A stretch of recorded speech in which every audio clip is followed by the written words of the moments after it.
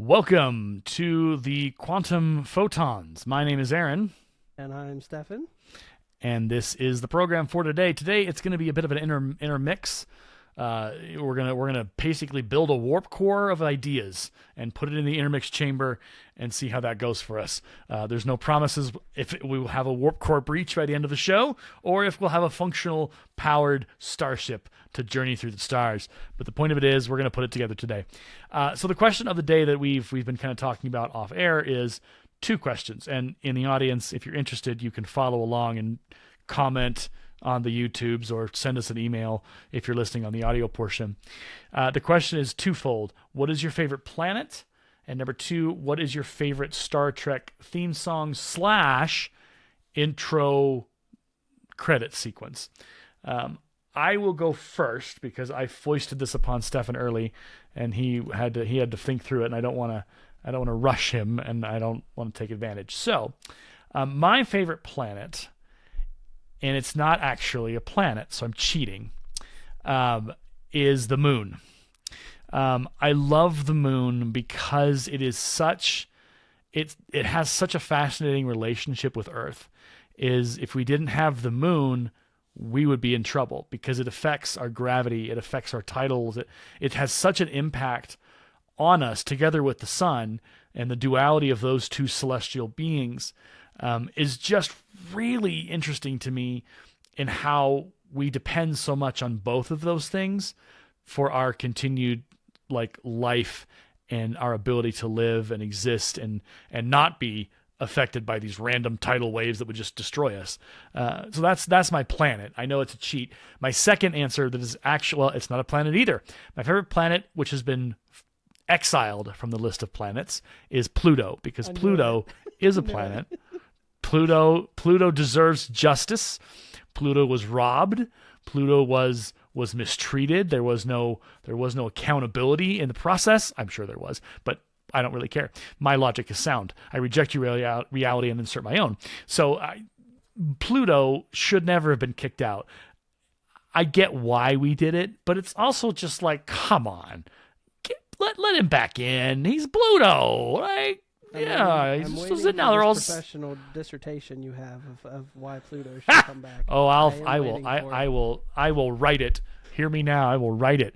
It will be. I will send it to it because you said it would be one of the topics on the podcast. It's literally one of the first things you said. I'm taking my letter to the Johnson Space Center. I don't know who's in charge of the planets. I guess NASA maybe. Probably NASA headquarters in DC. But NASA headquarters. Dear NASA headquarters, how dare you remove Pluto? Pluto was a planet when I was a young student, a young child, and I will hold on to Pluto as my planet of choice. That letter will be looked at and thrown away immediately. It won't even be looked at. They'll just scan it. They'll X-ray it and go, "We know what's in here. It says Pluto. Toss it." Doesn't matter if it's like a scientific discovery that's going to cure cancer. No, Pluto gone into the Pluto file, which is the big old trash can. So Star Trek series, the intro and the music that I love, it's a tie. It's a tie between Deep Space Nine and Voyager. Deep Space Nine, I think, crawls ahead of it because, and remind me, Stefan, if I'm speaking incorrectly, but Deep Space Nine is the one with the French horns, correct? Yes. I played the French horn when I was in middle school and for a little bit in high school before I went into theater and realized that my future was not in marching band or in band. But the sound of the French horn is so regal and so powerful that as the DS9 music swells and those French horns are just going to town on that song, there is something powerful about an intro sequence that just works. A lot of modern television doesn't have intro sequences or introduction themes anymore. It's just a quick ba ba ba ba, here we go. And while I understand why, I disagree. I think the power of that is it sets the tone. It sets the tone for the show. It's a reminder of what amazing greatness we're about to witness. It brings in that Star Trek vibe, for the lack of a better word, or aesthetic, perhaps is the more appropriate term. But yeah, Deep Space Nine with that theme song, Voyager for the imagery alone, as Voyager's like going through the gas and the sky, and just I love the views and how Voyager presents it. What I love about each of those shows is they took the aesthetic of the Star Trek original series and the Next Generation intro kind of dynamic, and they made it their own. And there's power in that. I'm not going to speak to Enterprise because I know it is a tired, tropey argument about Star Trek Enterprise and the intro sequence and the Faith of the Heart that got to go so hard. So yeah, that's my judgment statement on the Star Trek, on my favorite, on my top one with one slightly below it in excellence. And now, Stefan, it is your turn to proclaim your favorite planet and why, and your favorite Star Trek show theme, intro thing, whatever. So my planet is not one you know, I guarantee, because it's not actually. Okay. I guess I'd be cheating technically because it's a dwarf planet. We're cheaters, okay? We just cheese. We cheese and cheat our way through this. It's fine. Everything's fine. It's just a dwarf planet, but it is a planet. I learned about it in my NASA class that I took. I had to actually research this place. It's called Ceres. It is very interesting. Okay. The specific area that I learned about was Akator Crater, which has a bunch of deposits in it, so to speak, that are very cold. The planet is very cold. And NASA is potentially looking at missions to go there and explore more. They've done some. In fact, my professor that I'm currently taking Introduction to Space Studies, his whole dissertation was on Ceres. So I was like, all right. I was like, Professor, do you want to read our final report, our review that we did for this project? He said, yes, 100%. So I sent it to him, and he was like, that was great. Like, it was really good. He said you guys presented it well, and the crater that you picked was really well. So I guess Ceres has a special place in my heart because, I had to learn about it, and I had to be part of making a mission of what could be possible to there. But I wouldn't say the moon would be cheating. I mean, technically, right. We want to colonize it, and technically, what do you do with planets? You colonize them. So colonize, I'll give you that one. Now, if you said the sun, we'd have had a problem because that's out there. It's technically a star, correct? It is, yes. Okay. See, I know my science. I know things. Well, no, I'm joking. That was a very odd little bob of the head that I did there, but. Well, the people on audio won't see it. It's okay. It's fine. Yeah, you audio folks are missing out on the madness of the video. Right. Oh my gosh, Stefan pulled out a whatever, His house is on fire. It's not actually on fire. It's not on fire. That's not happening. Wow. So there you go. Oh yeah. Now Star Trek. Yeah. Music and Star Trek intro. Yes. So I'm with you actually. Deep Space Nine is my favorite. Yeah. I love the intro to it. I love the music. I love just how they did it. The aesthetic of Deep Space Nine. Yeah. As a show as well, I just really enjoyed it. And Voyager, the intro to it really got me, like you said, when the ship's flying through the gas and, just that look, that aesthetic of it. And you're like, this show has some very interesting things in it when it portrays these things. So, it would be between those two. DS9 definitely has top pick for me when it comes to my favorite music. Voyager's not too far behind. Enterprise is Enterprise. I'm like Faith of the Heart. And it's funny because you quote that to people, and people are like, "What are you talking?" If they don't know Star Trek, they're like, "What are you talking about?" And I'm just like, "Oh." Well, so and I freely admit that it has grown on me. Only because, for whatever reason, Spotify, which I'm sure it's a conspiracy theory, every so often when I'm listening to my big old love playlist, it has like 3,000 songs. At least once or twice a week, Faith of the Heart just kicks in, and I'm just like, I have to listen to this. Like I feel like guilty if I go, no, I'm not listening to this because it's Star Trek. And again, it's very tropey to have this argument. I'm not going to have an argument about that, about the show music. It was a daring experiment in Star Trek. Like, it was like, we're going to do something different.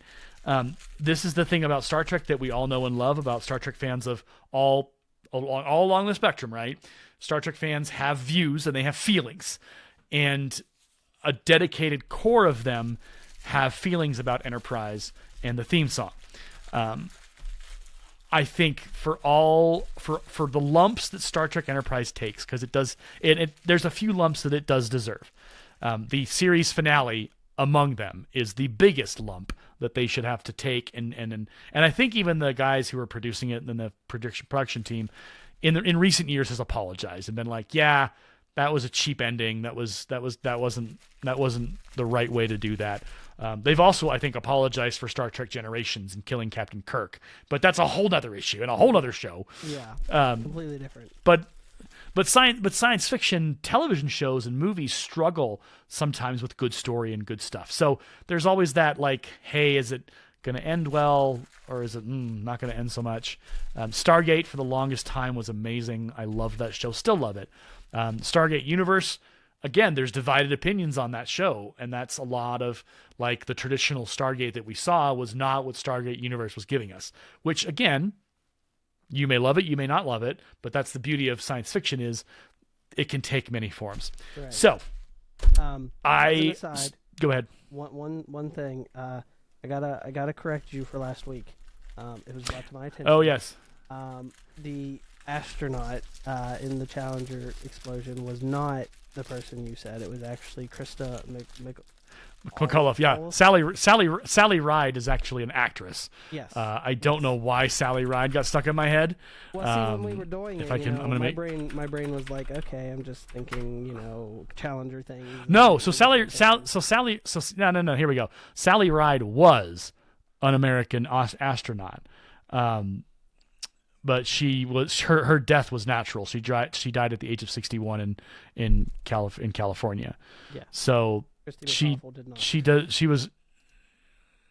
was assigned to it, but she was in 1985. She was assigned to the crew of shuttle mission 61M, but the mission training was halted in January 1986 after the Challenger exploded shortly after takeoff. So she served on the presidential commission investigating the tragedy. So she lived a life. Unfortunately, she died rather young.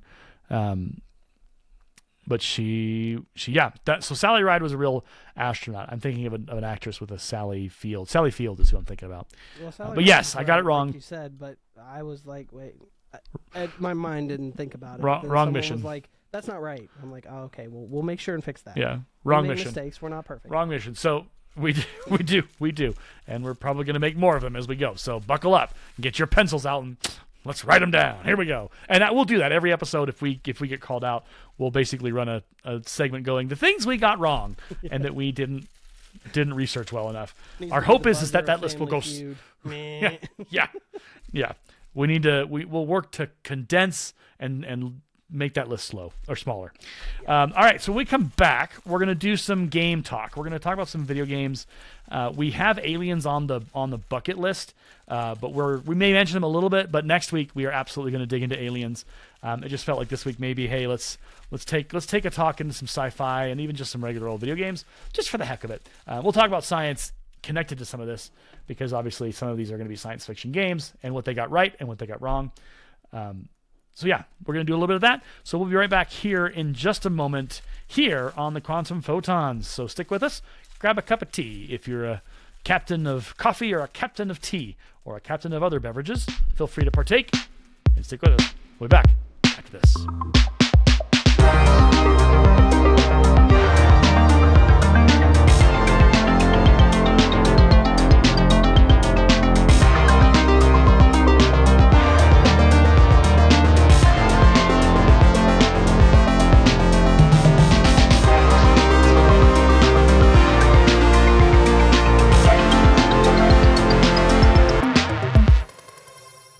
All right, welcome back to the Quantum Photons. My name is Aaron. And I'm Stefan. That's Stefan on the other side. So today we were kind of game planning a little bit before this, and we had originally planned to talk about Aliens. We're still going to mention them a little bit and kind of preview next week, but we were looking at our list of computer games we both own, and we're like, hey, let's make a list of the good, the bad, and the coming soon. And a lot of these games are actually very sci-fi, which is interesting that we both have well, it's not interesting. It's kind of a cool little, like, we're both sci-fi fans. We both enjoy it. So our goal today when we talk about these video games is we're going to focus in on some of the sci-fi elements, and we're going to talk about how those games get science fiction right, or how they get space right, or how they really get it wrong. So that'll be interesting to do. Starting off with, I want to talk about No Man's Sky because it's my favorite. We'll do a No Man's Sky and Starfield comparison. Because in the good category, good to great category, is No Man's Sky. And then in the not so great territory is Starfield. And Starfield is not that hard. It's been done ad nauseum on YouTube. People talking about how boring Starfield is. How many hours did you have on it, Stefan? 16 hours, I believe. Okay. And I had 30.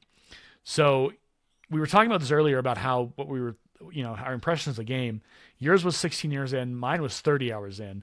And you're like, well, I kind of gave it a try, but I might want to try more. And my response to you was, it's not worth it. It is not worth the additional 15 hours you'd have to put in to get to it. There's no question Starfield is a not a great game. It's not well designed. It's taking a gaming engine that has been tried, tested, and broken from Fallout 4 to Fallout 76. It began in Skyrim all those years ago, and they called it, oh no, it's Creation Plus. It's not Creation Plus. It's Creation Bleh. So what they're trying to do is they're trying to use a old gaming system which fits into their RPG systems and designs of how a Bethesda game is supposed to work.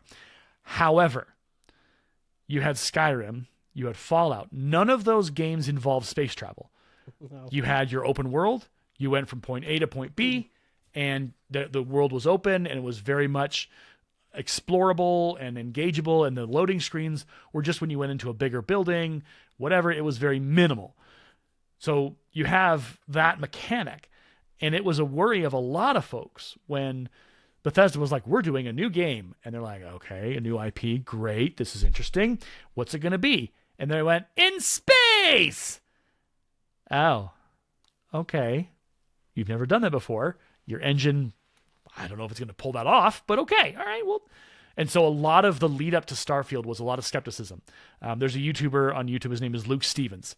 Cool guy, love him to death, love watching him, he's very, he has a shirt like active, like high skeptic or whatever, big skeptic, whatever. So he's skeptical of a lot of games, and he was very skeptical of Starfield.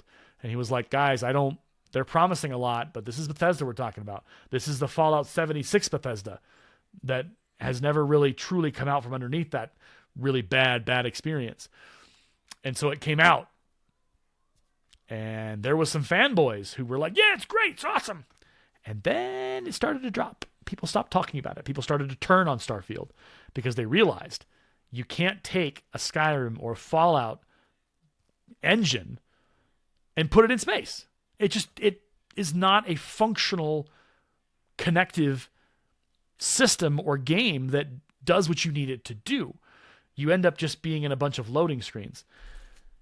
That's the crux of Starfield, and that's the part that is really hard because it looks good. They spent a lot of time on designing little pieces and parts, but they didn't spend as much time on actually making it a unique experience from start to finish. The obvious comparison, No Man's Sky. And Stefan, you've played No Man's Sky. Not quite as much as you have, I'm sure, but yes, I have. Okay. Played it. What is like the bit you've played? What was your impression?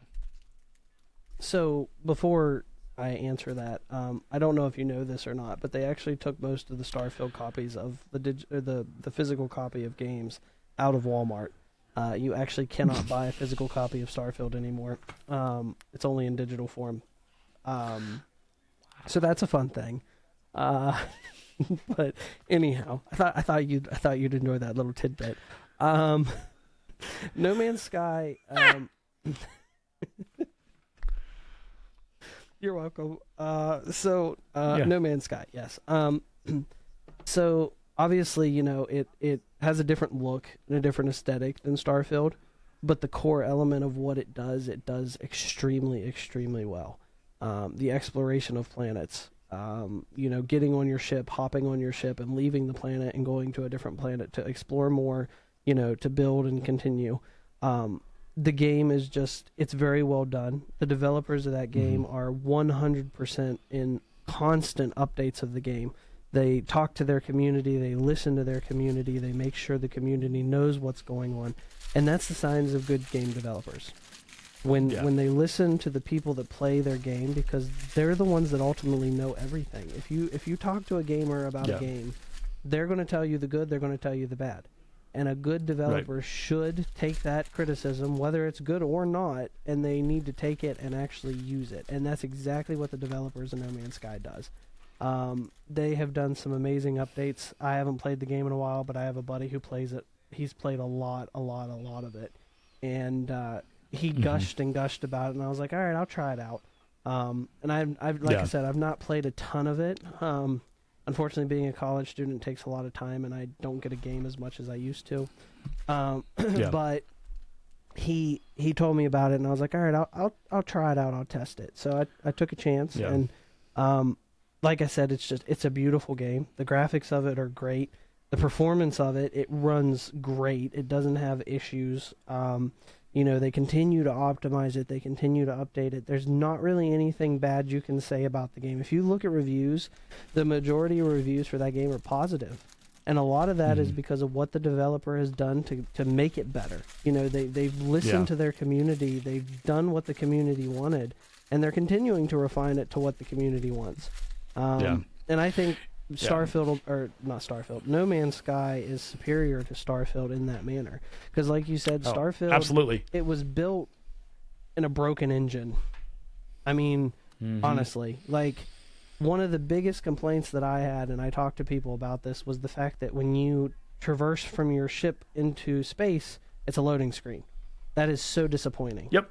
In games nowadays, with the technology and the graphics and the ability and the performance, you should be able to take a ship from a planet, put it up into the sky, and let you see that transition. You shouldn't have to see a loading screen every time. You transition from the surface to space, from one planet to another, from one galaxy to another. One game that does that really well is Elite Dangerous. You've probably never played it, but it's made different. Have you? I've played a little bit. I've played a little of it, but it's very it's overwhelming at a certain. I'm just like, okay, this is too much. When you jump from one planet to another, you actually see. You don't go into a loading screen. You go into kind of like what you would see in Star Trek, the warp. You go into that slip space drive, I think is what they call it. And you see the stars go past, and then you come out like boom, right there. And that's what Starfield needs, and it doesn't have. That's one of those things that I've heard a big thing is the traversal of the ship, and it's disappointing. I mean, Starfield had a ton of potential as a space game. Bethesda, they're not the greatest. They have their issues, but they've also made some solid strides in some of their games that people really enjoyed. Yeah. And I think if they would have, again, if they would listen to their community better, Starfield could be way better. And they're promising these updates that are going to help with that, but we'll see. I don't hold my breath. And and what's interesting, so when you talk about the feedback and listening to the gamers or listening to their customers, there were actual Starfield either reps or devs who went into reviews and started talking back and down to the reviewers and to the customers. And it was just, I think it may have been marketing people doing this, but that was their solution to the problem was, we're going to tell you how it really is, or tell you how you're wrong, like passive aggressively / whatever. And it was like, again, the trope of YouTube got a hold of that and said, what is wrong with Bethesda? Like the choices you're making are the choices that if you were sitting down and you were to review the choices and you were to look at the pros and the cons of each, you would never do the thing you just did. You would go, let's do what we should do as a gaming company and do this the right way. And sadly, and I hate to be the person to say this, but I think a lot of that falls on Todd Howard. Honestly, truthfully, he's like, when you watch videos and people say thanks Todd Howard, or they make the comment, it just works. When you're making fun of a game producer developer, you know there's a problem. And it's just like, I forget what it was. It was actually Starfield. It was someone playing Starfield, and every time there was a problem, they would cut in that trope of Todd Howard saying, it just works. Just works. And it doesn't. 20 times the detail. It does not work. Like, as an aside, Bethesda's going to be part of a new game coming out, but they're not the actual ones making the game. It's being made by Machine Games. It's the Indiana Jones game. And because there's so little actual, like, interaction of Todd Howard with the game, I'm actually promising for that game, because it was made by the people that made Wolfenstein, The New Order, and the New Colossus. Yeah. Those games were great. They were well received. They did very well for what they were. And I think that, being as the company has done that before, they know what they're doing. And of course it's going to be under the Bethesda trope, because I think Machine Games is under Bethesda. But Bethesda's not making the game. They're not making, like they did Starfield, they're not making this game. So the potential of it to do better is way higher because of who's making it. And I hate to bash Bethesda. Like, they're very innovative. They've done a lot of cool things over the years with the games, but they just they don't have it. Well, I think here's the thing though. I think we're seeing this now with a lot of companies. So the Suicide Squad Kill the Justice League game released a couple days ago, and universally, reviews from IGN, from Luke Stevens, a bunch of other gamers that I watch, and game reviewers, has been universally negative, that the game was just, what were they thinking? Why was this? What was, like, who is this for? Really odd choices in narrative choices.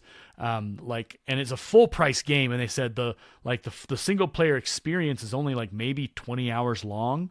And then there's supposed to this game is in the kind of in the scheme of a lot of other like live service games that are supposed to have long lifelines. So like the idea here was like, oh, you would play this in the end game, and then you would do multiplayer, and it would be supported by live service, and this would bring in the money, but it would extend the life of the game, because you would play it, you would go back to play it again and again and again, because the experience that they were offering was worthy of that. But the reviews that were coming through were saying, I don't want to go back and play this again because there's no real reason to. There's nothing motivating me to suit up and get back in.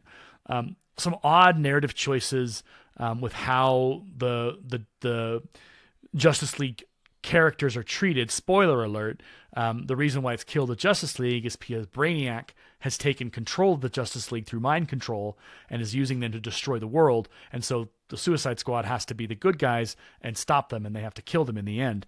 And the way that they choose to kill certain members of the Justice League have been, at a minimum, odd, and at worst, offensive. Things that we won't talk about on this podcast, but it's like there's certain ways that they did that was like, why would you do that? And it feels like they're, to your conversation, a lot of game companies are just, they don't understand their audience. They don't understand their gamers. They don't understand their players. They're making these games and they're coming out and it's just like, this is junk. The Day Before, which was a post-apocalyptic zombie game, there was skepticism across the board on that game, and it finally released within a 72-hour game, within a 72-hour period of the game hitting Steam and going live and being able to purchase. In 72 hours, the game studio shut down. Yep. Because it was so bad. Yep. You have this situation with Suicide Squad. This is the studio that put out all the Arkham games. This is the studio that put those three Batman Arkham games that were incredible masterpieces of gameplay, of fighting, of all the mechanics in that game.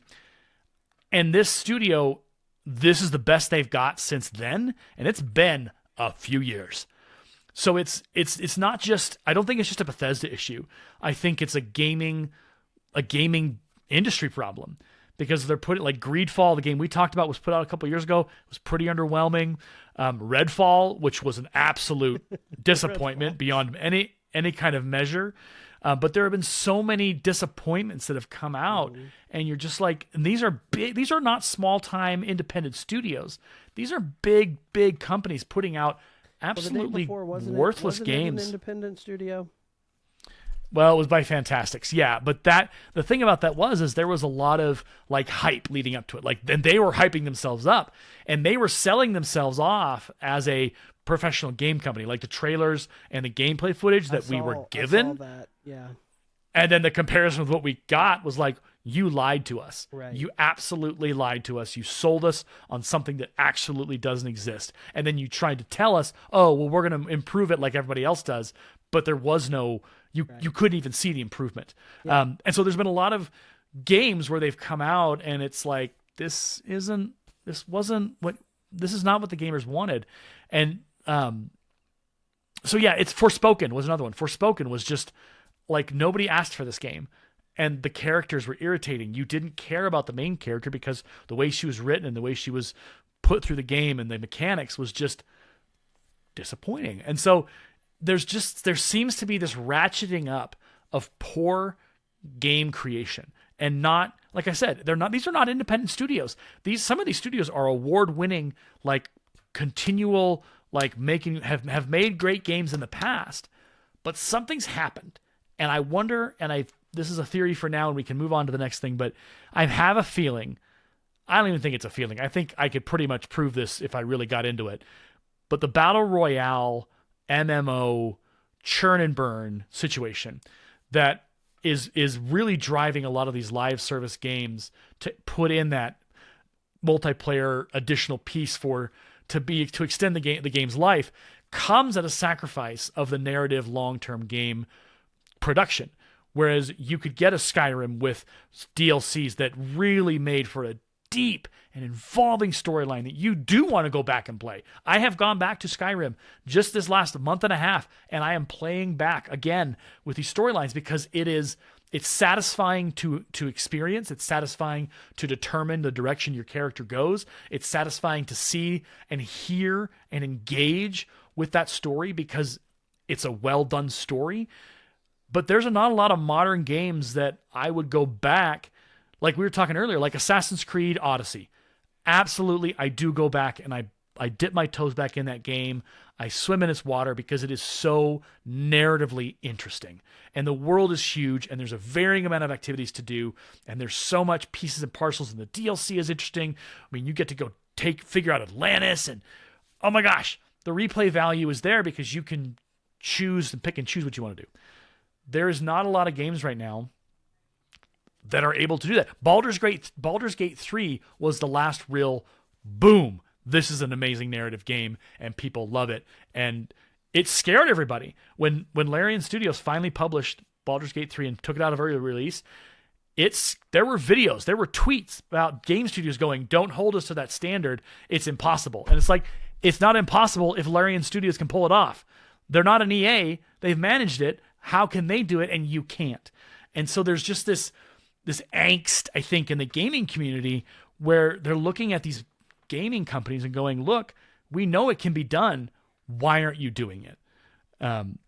Starfield, the thing about Starfield is No Man's Sky exists. If No Man's Sky didn't exist, Starfield would be the greatest game since sliced bread.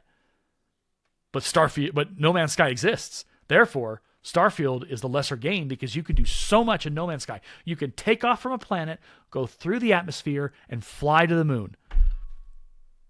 It's doable. And you can then... Nope, can't. You have to go through 16 different loading screens. That's hyperbole. I apologize. But it feels like it. It just feels like, okay, a loading screen to sit and share, a loading screen to pick on my map, a loading screen to lift off, a loading screen to enter space, a loading screen to go another place, a loading screen to land, a loading To put a pin in your conversation for a minute, you was talking about Battle Royale games. I am of the unpopular belief. I'm not a fan. I have not been a fan. I know that a lot of people play them. They have fun with them. But they've been done so much over and over and over and over and over again. And I'm just like, every time I see one, I'm like, really? Like, I have friends that play Fortnite. I won't touch that game. I just won't. It's not my game. I've played a little bit of Modern War. What is it? I forget. Whatever the Call of Duty one is. I've played a little bit of it with my brother, and that's a little different. But like, I just can't with all these battle royale. You've got Fortnite. You've got there's Overwatch. You've got. I can't remember the one I'm thinking. Is Destiny 2 involved in that? I can't remember if Destiny 2 is a part of that. I don't know that it would be considered. Team Fortress 2. Team Fortress. I can't think of the one that I'm thinking of, but like there's it's just probably the so same one many I am. of them.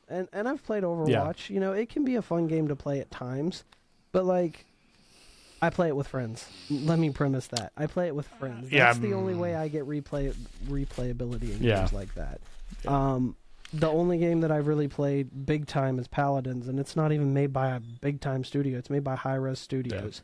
And it's it was one of the best ones that I've seen. Like I'm not into battle royale games when you play with I think here's the thing, I think, and this is what I've realized. Buddy of mine, we do a gamers podcast as well. We had this realization is we're too old.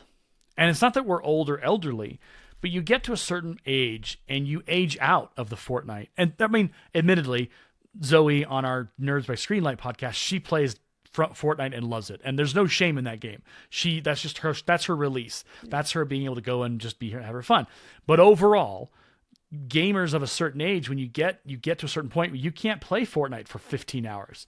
You can't sit down and do those battle royales that are going to take you 5 to 6 hours to play, and you just don't have the energy.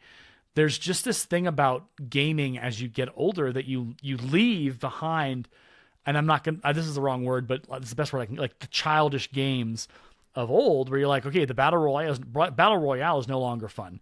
I no longer want to do that. I want to spend my time in an immersive game with an interesting story. That's what I kind of was talking about earlier. Like I look for a game that's going to get me hooked, that's going to tell a story, I am allowed to engage with that story in that universe and move through it and influence it and take part in it. A big part of that, I've been watching you do God of War recently, and God of War is absolutely one of those games. It is a game that is story rich, that is absolutely deep and wide in its content. There is a lot to do in that game from start to finish, and it is something that pulls you forward. You want to keep playing because there's something else around that next bend. There's something around that next hallway. There's something through that next door. That's the power of a game that grabs you and won't let go. There haven't been a lot of games recently that have grabbed me and said, ooh, come along. It's more just like they push me away and they say, haha, you dropped $70 on me. Haha, sucker. And I'm like, well, that's not a way to win my heart. That's a way for me to not want to ever buy something from you again. So that's, I think, a lot of the modern gaming struggle is that you and I, well, I'm at least old enough, and you're probably old enough in this range to remember the good single player, the good games that were really, really strong. You probably were at the tail end of it. I've lived through the amazing times, the Command and Conquer days, all of those incredible like Doom and Quake and all the fun stuff. The original start of that and the reintroduction of that. There's a piece of gaming missing, and I don't want to say we're missing the fun, but there's an element of gaming that has been left behind in this new, I don't even want to call it like paradigm, but this new world that we're living in with gaming. So there you go. That's that. Which, anyway, there's a lot more we could talk about, but we've hit 38 minutes. Let's do some talk about aliens, because I feel like we've beaten the dead horse of gaming. I will tell you, we can talk about, actually, let's do this. Let's talk about two of the coming soons. I'll talk about Skull and Bones. We can both talk about it, and then you can talk about Star Wars Outlaws. So there's some hope on the horizon, but not much. Skull and Bones is the one that everyone is, they're looking at it the same way they looked at Starfield. Because, so Skull and Bones was born out of Assassin's Creed Black Flag, which was an amazing game and a beautiful game. and just really rich in character, but you got to drive your ship around the Caribbean and do all kinds of awful and terrible and wonderful things. It was amazing. I loved Assassin's Creed Black Flag, and what was born out of that, of like people wanted a pirate game, and Ubisoft was like, "Oh, we have done that before. Let's do it again." And Ubisoft has got a Ubisoft, so of course they're going to train wreck it. So Skull and Bones has gone through development, and it seemed like it was stuck in developmental hell. And then finally, they're like, "Hey, we got a beta. Woo, look at it." And it was okay. But a lot of the reviewers were like, this is not what we were expecting. This is not what we were wanting. You're giving us Ubisoft Light almost with this game. So my impression of Skull and Bones, and you said it has a release date of February 16th. It's only available in the Ubisoft store, so of course can't be friendly and play with others. I am genuinely skeptical about what this is going to be, because I love me a sailing game. I love boat games.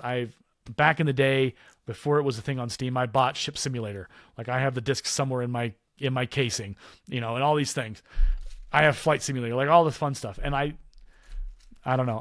I'm hopeful for Skull and Bones. And you actually played it, Stefan. So I'm curious to hear your perspective. So, I don't know what all I can talk about. You signed an NDA and, all this stuff. But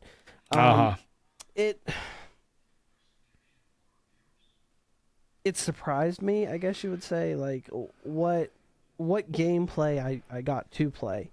It just, like you said, it seems like it's lacking something. Now, like I said, they just had a beta not too long ago, but I actually wasn't able to do it because I was on a trip. So lucky me, I didn't get to see it or play it. But I'm skeptical of it, but I've also, I've watched some gameplay of it. I've watched their trailers, and I'm interested to see what happens, because this game has been in development for years. Absolute years. And at one point, we thought that it was completely done. It was gone. We didn't hear about it for 4 or 5 years. And then Ubisoft's finally like, "Oh yeah, by the way, you remember Skull and Bones?" I don't even think it was called Skull and Bones at that time. It was called something completely different, but they renamed it. Yeah. And we was like, "Oh, it still exists. Okay, so it is going to eventually come out." And they originally planned to release it last year. They had given it a release date of last year, and they're like, "Oh wait, nope, we can't do that. We got to push it." Which I'm okay with pushing a game back if it helps the game. If it helps the game, if it helps the game to be better on release, I am completely okay with extending a deadline of a game.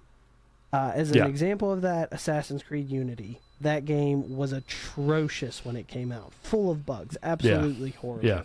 And it actually came to the point where Ubisoft fixed it and was like, "Oh, by the way, these people that played the game, we're giving you a free copy of another game just because we feel so bad about what you went through with Unity."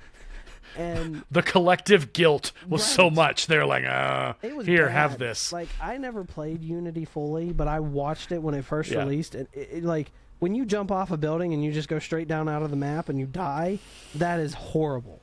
And unfortunately, that's another thing. Bethesda has their issues, Ubisoft has their issues. If Ubisoft works hard, they can make a solid game. Watch Dogs 2, one of my favorite Ubisoft games ever. I don't know if you've ever played it. It's so good. So I have played Watch Dogs 2, and then I ordered Watch Dogs 3. Oh. Legion. 3, yes. Legion. Yes. And it was a disappointment, and I am still mad. I haven't finished the game because the narrative, it was upsetting and awful and dumb, and there wasn't anything special about it. No. They went all in. Well, that's the thing about Ubisoft and a lot of these game companies. These are almost billion-dollar companies. And this is the dreck that they produce, and it's like, okay. And that's why I don't give them a lot of my money. I don't buy a lot of new games anymore, because I've been hurt too much with spending $70 on a pre-order, and I haven't. I played Watch Dogs 1. I played it when it came out. Actually, that was a Christmas gift for my brother. He bought it for me for Christmas. And I was super excited for it because of the premise of it. It wasn't something we'd ever seen before. And Watch Dogs 1 was kind of bland, would be the word. Like, it didn't quite show what the trailer showed. And Ubisoft's been guilty of this before. But then Watch Dogs 2 came out. And I have played Watch Dogs 2 like 4 times. I have beat that campaign 4 times because the replayability of that campaign is good. That game actually has a very solid story. It's fun. It's enjoyable to play, and I will give them props for that one. Legion, bleh, no, I haven't beat it. No. I was upset, 100% upset. The premise of like changing to different people, and anyhow, that's a whole nother story entirely. On the other side of Ubisoft, you talked about Skull and Bones. There is a game that Ubisoft is coming out with. I think it's at the end of this year, the beginning of next. I don't remember the release date or the tentative release date. I don't know if they gave it. It's Star Wars Outlaws. I, as we learned, am a huge Star Wars fan, unlike you, who is very skeptical of Star Wars, which is okay. To each their own. I have my reasons. You do, but they're a very heated reason, and if I got on a call with you and another friend, there would be such fighting. Anyhow, but besides that, so Star Wars Outlaws is the first game that Ubisoft's made that's single play, like a single player experience that's not a Jedi. Outlaws is set. You're a scoundrel, pretty much. You're a smuggler, and you play that storyline. And they gave us a trailer of it. And I think the thing that impressed me the most is the fact that Ubisoft made a game, unlike Bethesda, who absolutely screwed it up. Ubisoft made a game where you take the ship from the planet and you transition to space and you see the whole thing. It's not a loading screen. It's a great transition. And if a game can pull that off, like for people that like science fiction games, space games, that is huge. To be able to see that transition from the planet into space, that's like one of the biggest things you want to see, because that shows you the immersion of the game. And I'm excited for Outlaws. I don't know quite what's to come, but from what I saw of it, and from reviews from different gaming places, like bigger gaming places, the people are actually excited for it. So we'll see. If they don't put microtransactions in it, that would be great, which they didn't in Survivor or Jedi Knight Fallen Order, and those games were so well received. Fingers crossed! Those were EA games, and EA has a horrible affinity of, microtransactions. Let's talk about that. I have special feelings for EA. Battlefront 2. And by special feelings, I mean not liking, not a fan. Like I said, Battlefront 2. Yeah, I was working at Walmart when that occurred. That was a whole conversation with me and the electronics people because we all gamed. And of course, it got to the point where EA had to cut it, because people were like literally reporting them for what they were doing. And I've since grown a little better with EA when I played Survivor and Jedi Knight Fallen Order. They have gotten some of my respect back because those games don't have microtransactions and they are solid games. They're really fun games. But we'll see. It's funny that both of the coming soon games were both Ubisoft. So we'll see. We'll see how that goes. It'll be a contest to see. About, obviously, if we want to. You did mention God of War, and I want to talk about it because obviously, Aaron said he's been watching me play it. In fact, Aaron watched me fight the hardest boss in the game. And his comment to me was, "How are you not rage quitting right now? I would already have thrown the controller and been done." And I was just like, back in the day, that's how I was. If that happened, I'd be so mad. I would be angry. But I've got to the point where I'm just like, all right, so this is going to happen. This is technically my fault that I'm not winning because I'm making a mistake. And I have to refine that mistake to do what needs to be done. So, what was it, 10 attempts, I think? Somewhere in there? Yep. In 10 attempts, I beat the hardest boss on God of War. And I've had some friends that have... let's just say 10 attempts is definitely not close to what they did. They actually had to step away from the game and come back. But like you said, God of War has a huge amount of replayability. It is a beautiful game. Once you beat it, you can play New Game Plus. I don't know that I'm going to do that because my whole goal is to 100% it. I'm 2 achievements away. I haven't 100%ed a game in a long time, so that tells you I really enjoy this game. But it is beautiful. Highly recommend it. And I watched a documentary of Cory Barlog, like talking about the development of this game. It went through a lot of hurdles. It was not an easy release for them, but they did what was needed. Like Santa Monica Studios delivered a solid product. And I remember at the very end of it, Cory Barlog, he said he was looking at the reviews the next day after the game released, and he was sitting in there crying because of how well received the game was. I mean, it got Game of the Year. That tells you something about the game. And a good game company will realize they have to work hard to make a game that good. It's like a 2-hour documentary, but if you want to watch it, I highly recommend it. It's called Raising Kratos, and it's on Sony's PlayStation YouTube channel. But it is great. And that goes for you two audience if you like, that type of stuff. But that game, I can't gush enough about it. I'm excited to play Ragnarok when it comes out on the PC. But currently I have to wait, so that's that. But nothing wrong with waiting. Well, I think to your point, we talk. There's a lot of talk out there, and the talk really started to gain ground when Baldur's Gate 3 released and finally went full. There was this realization that no, you can make a good game, and there have been good games. God of War, other assorted titles have been successful. But if you look at each of those successful games, there's a common denominator, and that common denominator is a single player, deep, well thought out, well designed, well written, well open-worlded. Like, it's a game that allows you to do what you want. Games that are linear, games that force you to be on basically train tracks and you're just doing the shooting and it always goes the same way and there's nothing really that you can do to change your path. Those are the games that don't last. Those are the games that people are like, I don't want to play this anymore, and I'm not gonna. So yeah, it's a phenomenon. It's fascinating to watch it. I'm 41 years old, so I've seen the early days of PCs from the early 90s, late 90s into the 2000s, and now I'm seeing it in the 2023s, 2024s.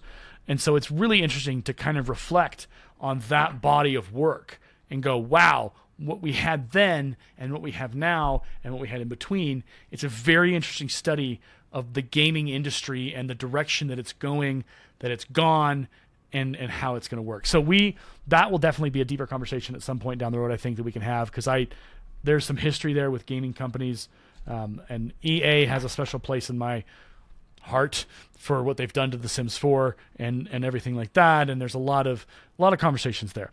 But for the last couple of minutes, because we've hit our 52 minutes, which is awesome, and we'll probably go for a little bit more, but we want to introduce the topic of aliens, because next week we're going to dig into this.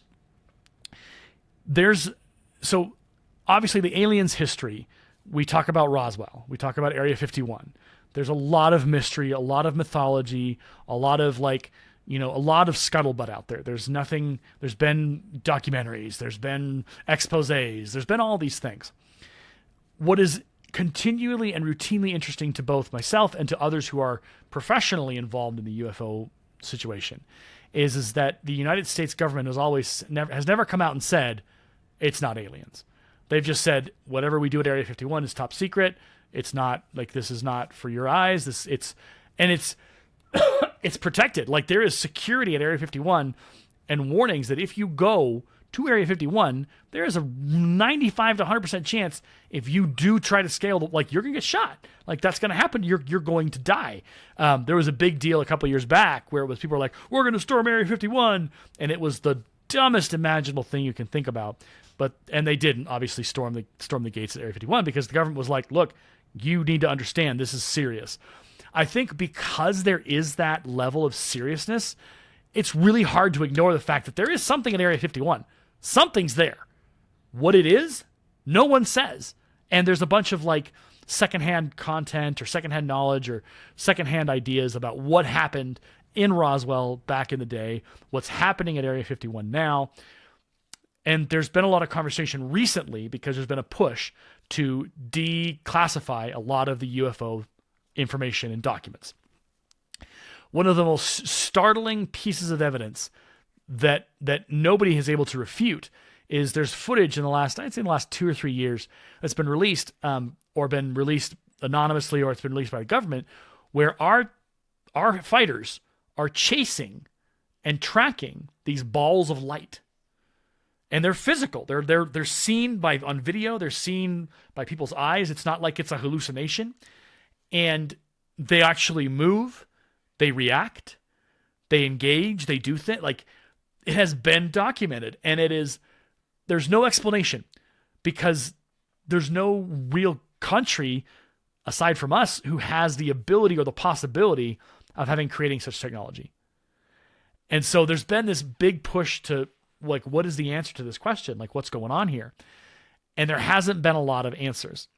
What they have, that they've put together a UFO commission, they've put together like a research group to dig into the files and figure out what can be released. But I think the startling thing about this situation is there hasn't been a denial that it's, because there hasn't been a denial that it's not aliens, because they can't explain it. Well, okay, if the camera on the fighter plane is recording these balls of light or these objects flying around and interacting, and the pilots are seeing it, well, that's confirmation on two parts. Like, there's no reason not to believe it's happening. But there's been no explanation of what it is, because they have movement, they have mass, they have weight, they're there, and then they're gone. And so there's been a lot of kind of discussion of, it's probably aliens, but what we think of as aliens versus what really is out there, there's a big separation, right? So what we think in science fiction, so this is coming back to our show title, in science fiction, we imagine aliens as humanoid or some kind of shape. And they land, and they either are here to help us, or they're here to trick us and help us, or they're here to kill us all. Like, that's what we think. Independence Day, whatever. Destroy all humans. But destroy all humans. Yeah, exactly. There's a lot of, like, aliens, Prometheus, all this stuff. That's their idea of aliens. And the beautiful thing, Star Trek does a great job of this. They have introduced a lot of alien races from the original series, TNG, Enterprise, Discovery, Strange New Worlds, with the Gorn and all that. Like, they've done a great job of showing us what their idea of aliens are. So you've had it, like Andromeda was a great TV series with a lot of aliens. Space 1999. Like, all of these movies and shows have done their take on aliens. Obviously, the name just went on my head. Stargate. Stargate has done a great job of showing us aliens and their interpretation. I wonder if what we think of as aliens is farther from the actual people in front of us, the aliens in front of us. I wonder if the aliens that our reality is more the encounter at Farpoint, where it's a living creature that you can't really communicate with, but it's out there, and it's in the stars, and it's neither passive nor aggressive. It just exists. The theory that I have, so I use this statement a lot. I say, where I sit and where I stand. Where I sit is where I'm thinking, and I don't really have an answer. I'm just thinking through. When I say when I say where I stand is this, that means I'm taking my stand. I'm sitting in this fully all the way. I have nowhere near standing on this subject. But what I sit and think about is, what if it's more encounter at Farpoint than it is of the Klingon Ferengi variety? And what if those balls of light and those things we're seeing and experiencing, that's the aliens, but they neither have no interest in us, they're just kind of around, and they're just in and out and on their way to whatever they're going to next. There's no harm, no foul, no friendly, it's just there. What if that's what the aliens that we think of as aliens actually are? And that's a more terrifying concept, because they've been making their appearances more known and more known, because obviously technology's increased. We have more cameras on planes. But what if they're just showing up more because there's more of them? Or questions that have no answers, but are absolutely things when you sit in and you go, ooh, like the consequences of that thought process of what could be if we think of aliens beyond what we know and beyond what we imagine And science fiction can only take us so far. To that point, I guess you could almost say, is it more of Encounter in Farpoint and Space 2001? Because that's a trippy experience. If you've ever watched that movie or read the book, it is badonkadonk. But I worry and I wonder if that's more of what the aliens are. So, on a science side of this, because I'm the science guy. That's what you've deemed me, the science guy. I've labeled you. You will do your job as told. Even though I'm science fiction too, I am the science guy, and I'll take that. I've had to do a lot of research lately on Mars for college, for my space studies program, and I've come to learn some things about Mars that I didn't know. I was always posed the question when I was younger. Do you think aliens exist? Do you think extraterrestrials are real? And the universe is vast. It's bigger than we even know that it is. There's so much unexplored space. But Mars, however many years ago, very long time ago, it was proven that Mars had a livable climate on it. Like a breathable, livable climate, like a lush climate, like Earth pretty much, but on Mars. Well, now you look at Mars and it's desolate. It's barren. It's just nothing. But they found signs that something was there. So that right there tells me there's something somewhere. What it is, who knows? Could it be a creature that, like the Encounter at Farpoint type? Sure. Could it be humanoid? We really don't know. I don't know. I can't say. But I do know from just the facts of what I've seen of proof through scientific research, there is proof that something's there. It is. It's there. No matter how you try to refute it. Like, how could Mars be a livable climate and have proof of something, and then now it's all barren? Like, how did that happen? What occurred for that to happen? And the science of the universe is crazy. Like, the fact that the Earth protects us from the radiation of the sun and the weather from the sun. Like, I just learned this, and this could be a topic for later, but like all of the things, like the Aurora Borealis, that amazing, beautiful thing, that is actually space weather from the sun. And if it wasn't for Earth being the way that it is, shielding us from that stuff, it would hurt us. It would harm us. In fact, we would probably not be alive right now if it wasn't for that, for the way the Earth is. So the universe, in all of its vast mysteries, we don't know what happened to Mars. And that's something that NASA they're highly interested in. They've sent many rovers. Currently, the Perseverance or Percy rover is there now, and its entire job is to gather samples that could potentially come back to Earth, but it's looking for those signs of life. Because NASA's like, there was something here. We can't refute this. And, you go back and you said about Area 51. Oh, my goodness. There's been so many stories about Area 51, And it exists. We know it exists. It's a very, very hush-hush place. Like you said, every sign says, like, deadly force will be authorized. So you would never see me even step near Area 51 unless I had the clearance to be in Area 51. And even though I'd probably be terrified, because I'd be like, I can't talk about anything that I'm about to see, and if I did, I'd probably be shot. So, and it could be aliens, it could be top secret military research, it could be, aircrafts that they're developing. We really do not know. It is the Air Force, so it has to do something with air. I mean, Air Force, but you really don't know. And they've kept it that way for a long time, and I figure they're going to continue to keep it that way for a long time. But to refute what you said, there is that scientific side. Something is out there. Now, there could be more than one thing out there. Like you said, those balls of light, the UFOs that people say they see, which sometimes I don't think people see. I think some people are a little nuts, and that's just from personal experiences of things. But there are cases of things that have happened. And I can't refute that that's happened, especially when there's actual proof of it. Like you can tell, hey, this occurred. So there is proof out there that something exists, but do we know what it is? No. And Well, and so there's an article that I linked you in our chat where we're talking about stuff we want to talk about. It's from a site called hotair.com. Its site is particularly it's a political site that leans more conservative. I just read it for the information, but they've had an ongoing series that kind of it pops up every so often where they talk about space, or they talk about the aliens, or they talk about whatever. And one of the articles from November 25th, 2023, so just in the last couple of months, the title of the article is "The Universe Isn't Living Up to Our Science Fiction Expectations." And it links to a bunch of articles where, like from the Washington Post and a bunch of other places, where they talk about how we haven't seen anything. We haven't heard anything. We are functionally alone. And I'm going to read to you the quote from the article, but then also what the author says. So one of the quotes from the article says, "The Bible for alien life pessimist is the 2000 book Rare Earth: Why Life Complex is Uncommon in the Universe, or Why Complex Life is Uncommon in the Universe, by Peter D. Ward and Donald E. Brownlee.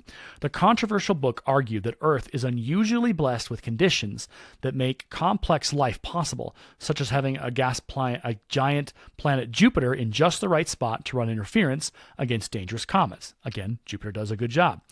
But the book does not argue that there are no aliens out there. Here's where the debate gets subtle," the article says. Ward told the Washington Post that he assumes aliens do exist somewhere in the vast universe, but we'll never know because they're just too far away to make contact. We're not literally alone in his scenario, but we're functionally alone. The chances that there's one close enough to even interact with is vanishingly small. The blog at Hot Air goes on to suggest, as the article notes, it took about 3 billion years for life on Earth to go from single cells to multi-celled animals, and then hundreds of millions or more years to get to intelligence capable of complex language and technology. Life, in terms of single-celled organisms, may not be rare in the universe. There may be green slime growing on rocks in a few places in our own galaxy right now, but the chances of finding someone else to talk to, much less someone who has the technology to travel here and take over the planet, seems pretty unlikely. The aliens, if they're out there, are facing the same problems getting around this massive universe that we are. Even if they want to invade the Earth and make it their own, having the technology and patience to pull that off is not a trivial task. And I think that's the reality that a lot of people are coming around to, that science fiction tells us of the future, and it tells us of the possibilities. Star Trek, the pads, the PADDS that they have in their hands, we have those as tablets now. That future has become. Tricorders are becoming more like you can put something across your head to get your temperature. That didn't happen 20 years ago. You can do a lot of different things that is mirrored in Star Trek, but we don't have warp engines. We have impulse, but there's a fuel like a limit. We don't have a warp core. We don't have an impulse core from which to replenish that energy. So it's a stark reminder of how far we've come, but how not far we've come. We've still got thousands of years to develop what we think of as a starship. Yeah, Elon Musk has the Starship. All these organizations have their ships they're building to go to Mars or go to Earth go to the moon. But we don't have a warp engine. We don't have the ability to go from here to Andromeda like that. That possibility, I think, is what people kind of struggle with is that science fiction told us this is what was going to be the future. Well, that future is not here. And it's very interesting to kind of sit back and reflect on there might be aliens out there, but they're going as fast as we are in development to get the technology to get out there. We can go as far as Mars theoretically with a non-manned mission. We haven't even put a manned mission into Mars yet. We're working on it. We're getting there. It's going to happen. But we haven't gotten that far when it comes to the size of the galaxy. To your point earlier, you were saying, look, it's a big galaxy. It's a big universe. There are so much out there. You look in the night sky, all those stars, that's the big, that's the massive. That's how huge it is. So it's kind of one of those things where we kind of have to, realize that we probably won't get where we want to get anytime soon. And yes, you just sent me a design from Futurism, which is designed for a warp drive ship. Now, we have a theory But you talk about space time and you talk about all that. So That's the theory, at least. let me pop down through the article here. I'll read this one. So it says, in 1994, physicist Miguel Alcubierre proposed a new kind of technology that would allow us to travel 10 times faster than the speed of light without actually breaking the speed of light. That seems a little contradictory. After all, we've been told time and time again that light is the universal speed limit. Nothing in the cosmos can travel faster than it, much less 10 times faster. Herein lies the key to the Alcubierre drive. When you use it, you aren't actually moving through space. This technology would not actually propel the ship to speeds exceeding light. Instead, it uses the deformation of space-time permitted by general relativity to warp the universe around the vessel. Essentially, when the drive is activated, the spaceship behind expands while in the front it contracts. In the path taken becomes a time-like freefall. So, if we fall further down, a NASA physicist named Harold White revealed that he and his team were working on the design for a faster-than-light ship in 2010. They actually have a design of it, which is the picture that you saw. The ship, it says, to give you an idea of just how awesome the technology would be, a trip to the nearest star, Proxima Centauri, which rests some 4 light years from Earth, would ordinarily take over 17,000 years. However, with the Alcubierre drive, it would take a little under 5 months. For those of us who have a mental breakdown on 10-hour plane flights, 5 months might still look like quite a bit of travel time, but when we were talking about the vast cosmic distances between Earth and Proxima Centauri, a 5-month trip would be an achievement of monumental proportions. Keep in mind, it took Curiosity 8 months just to reach Mars. Yeah. I've seen that. I've seen this particular thing.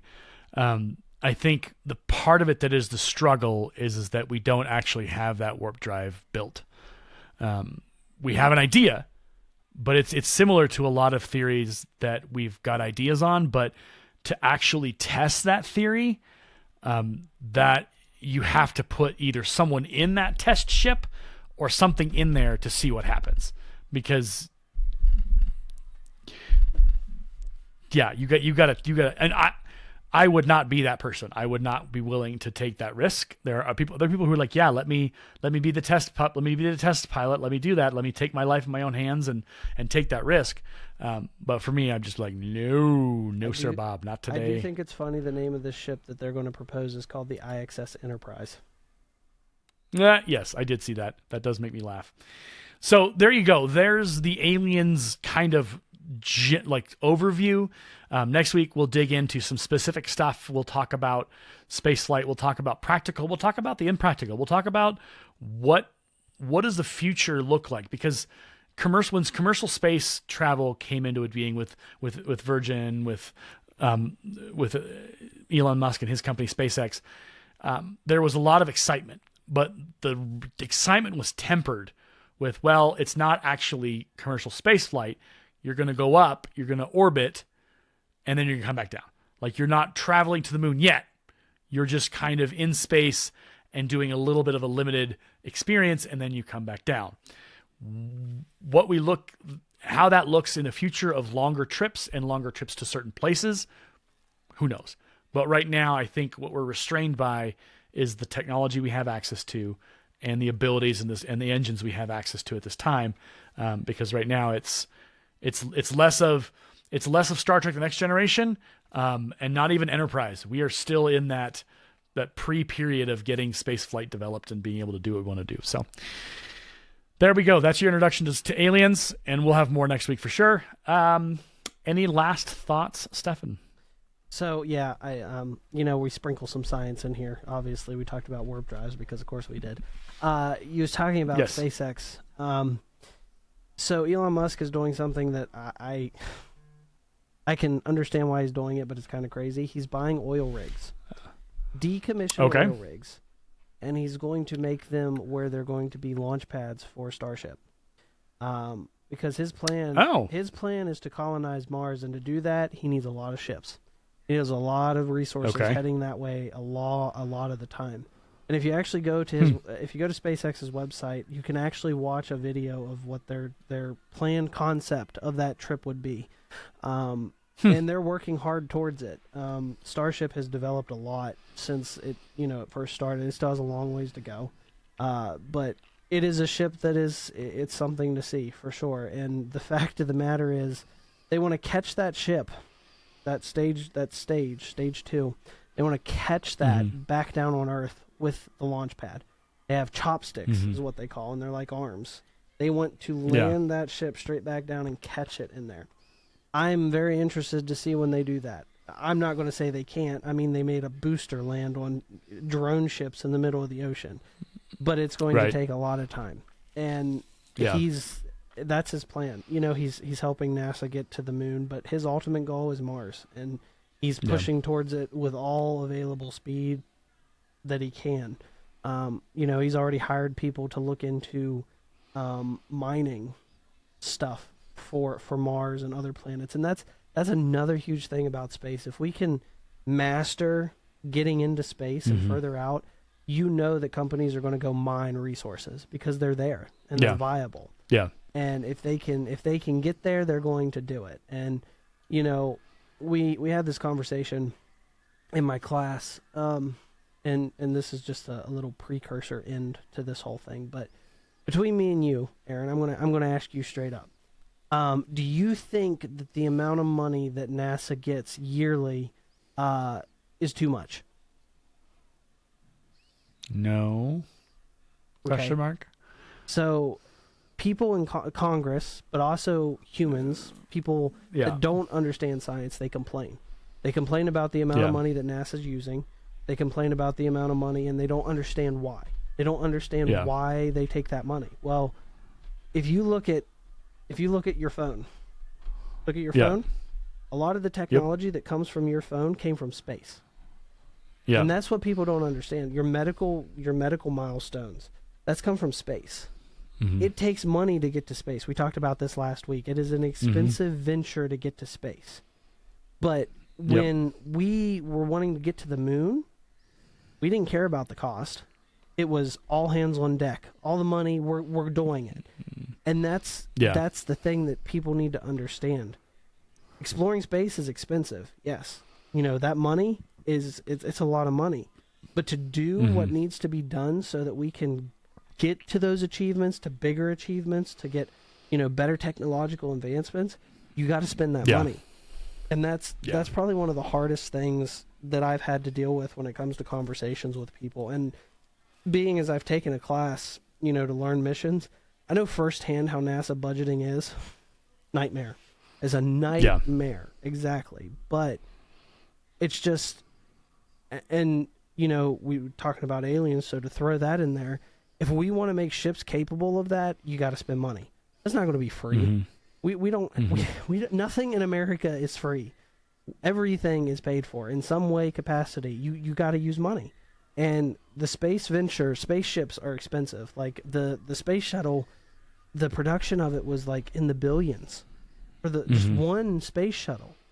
That's a lot of money. That's more money than me and you can fathom. We don't have that much money, but it's there. Yeah. It exists. And that's just the point of space travel in the space industry. It's expensive. It's not an easy venture, but for us to get to the galaxies we want to explore, you know, past what we know into space that's undiscovered, we got to spend that money. We gotta work for crazy and better things, and even to research, you know, a warp drive, that takes money. It's not a cheap venture, but people say that we as humans are a spacefaring race.